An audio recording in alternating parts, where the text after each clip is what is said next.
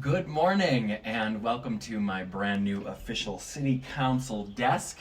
It is a sous vide machine on top of a composting bin on top of a bench, but it works. We had a great council meeting last night, marathon, 4+ hour work session, and we made new determinations on wearing of face masks and on the expedition of construction projects. So I want to get into this with you. So we did decide last night that wearing a face mask is going to be mandatory. Now, it's not mandatory at home, it's not mandatory while I'm here, it's not even mandatory when you're outside of your house, but it is mandatory when you have to get within 6 feet of another individual, when you cannot maintain social distancing. Now, there was some conversation about how long this should go on for, and ultimately we decided this should sunset. It'll be 1 month starting tomorrow, so you got time to go out and get a mask, and that will last for 1 month.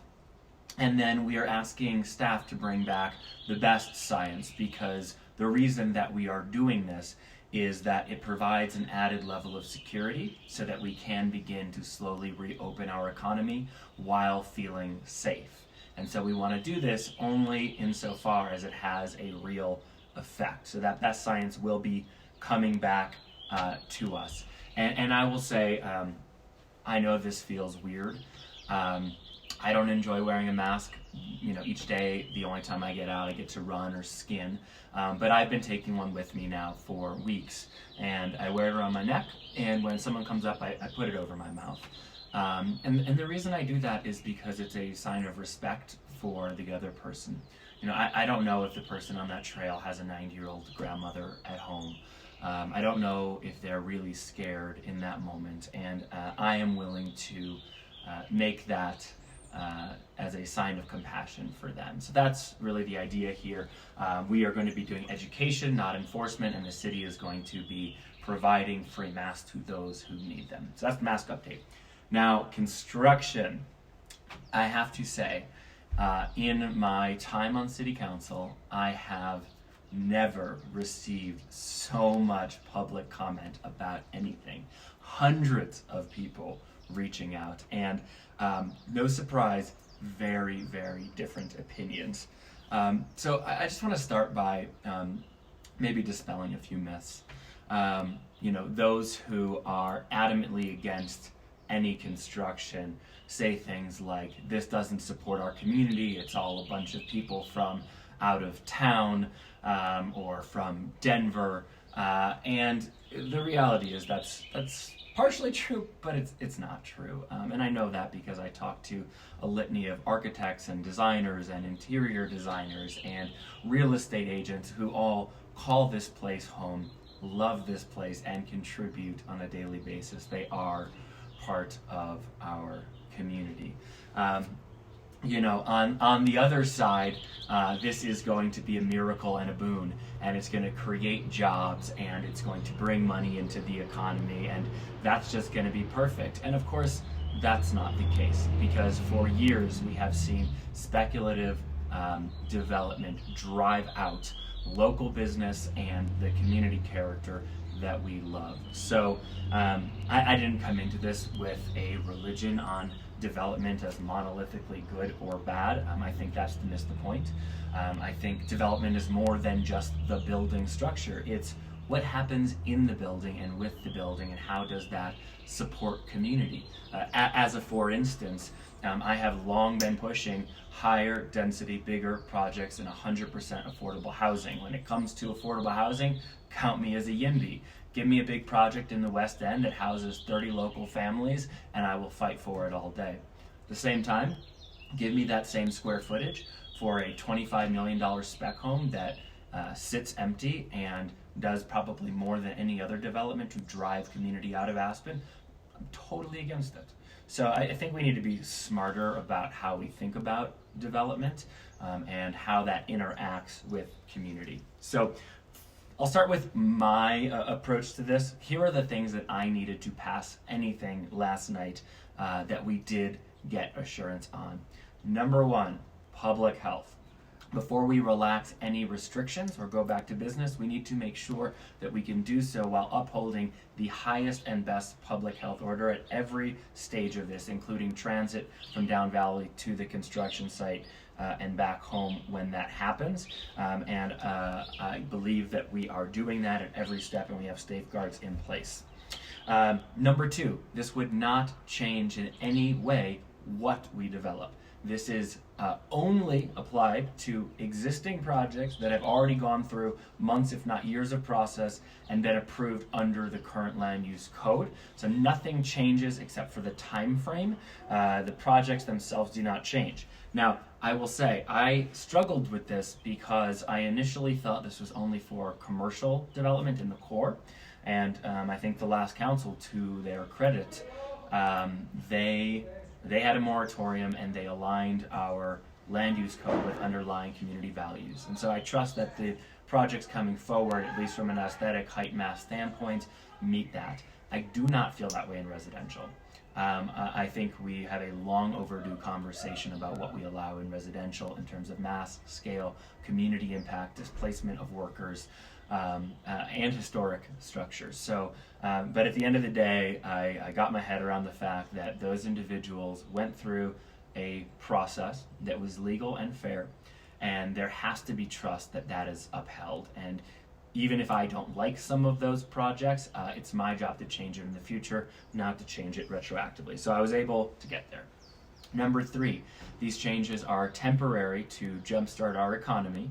They are not permanent. We got there.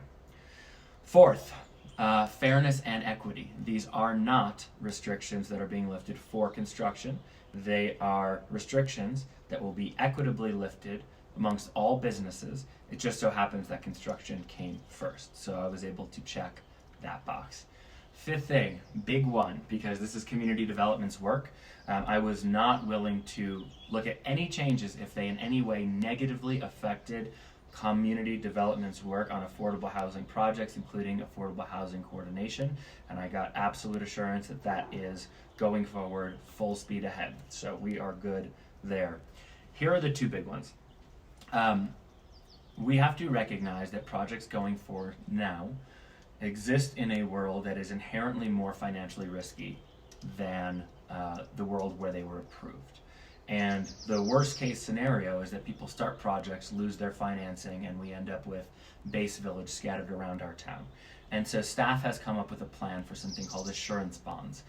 They make the developer put up a bond, pay for a bond up front, to the degree that if that project fails, that another developer can come in and finish it, and we avoid, not in 1,000% of the case, but in a reasonable way, that outcome without making that bond so high that we artificially inflate the price of projects and ultimately kill our goal of local business by increasing the price of your hamburger, which is where that fee lands. So I feel good that we got there.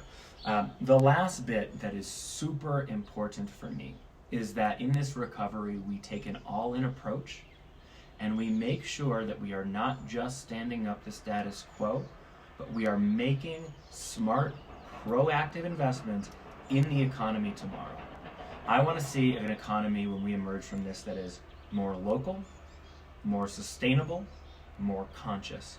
There are things that will have to happen as a result of COVID-19 that I think get us there, because we have to lower barriers to entry, which, if we're being honest as a community, we have not been willing to do. What does that mean? If we want to have a farmer's market and support local agriculture when we need local food more than ever, we're probably going to have to expand the size of the farmer's market so that we can social distance. If we want local restaurants to have a chance, we're going to have to expand al fresco or outdoor dining. We are going to, for buildings that get knocked down and businesses that are displaced, we're going to have to provide opportunities like food carts or trucks so that they can deliver food with less capital investment, not more, make it delicious and put it in our backyard. we're going to need to invest in the entrepreneurs of tomorrow to make sure that they have an even playing field with Gucci and Prada, or they will not exist. And if existing business owners are not willing to be part of that and recognize how it can help their business but stand in the way of progress, then we're never going to get there, and we will continue to see the erosion of a local sustainable economy. It's something that we should not stand for. So I was really happy to see all 5 council members say yes. We are open to that discussion. We want it to be regional, and we want to bring in partners from the private sector, the public sector, and all across the board, because I don't have solutions that I say this is what we must do, but I know where we need to go, and I want your help getting there. So that was a great thing. So with those, I was able to get to yes on some of these things, as was council. Here is what we approved and did not approve. What we approved was a response deadline. So rather than staff taking in an application and just saying we'll get to you when we get to you, they're going to create a timeline and say we will give it back by this date. Creating that assurance will help projects stay on track and moving forward. We are going to add to our review staff so we can expedite those reviews. We are going to extend right-of-way construction for 1 month with the recognition that we limit it in certain months of the summer because town is busy and it impacts it too much, but town will have less people, so we can extend that deadline without extending the impact on people, and that looks like a 1 month extension on this end, and then looking at it on the other end based on our new reality. And lastly, and this is the big thing, is phased permitting. So everything that had to be permitted before will still have to be permitted.